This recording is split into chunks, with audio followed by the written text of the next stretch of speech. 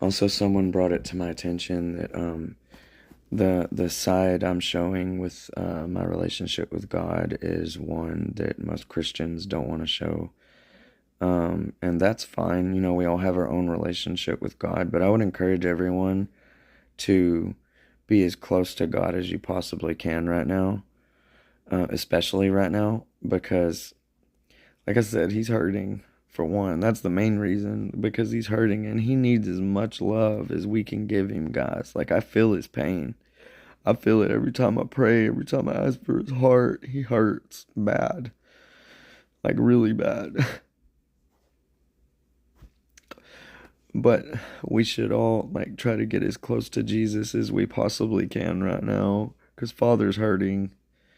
Like, and I know everybody's got a different relationship, and like my cousin called me the other day, and he told me, he said, "Well, I was sticking my hands up and worshiping in church, and people were staring at me." So, like, I mean, I told him, I was like, don't even worry about that when you go to church, Bubba. I said, look, just put your hands up, close your eyes, and be with God.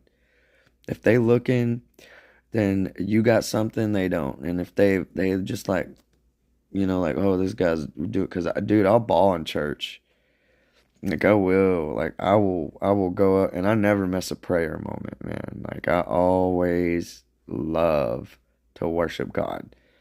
Okay, like I never miss an opportunity to worship God. Like, it's what I live for.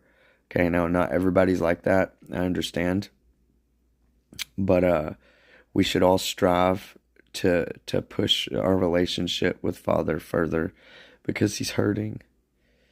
He's hurting really bad.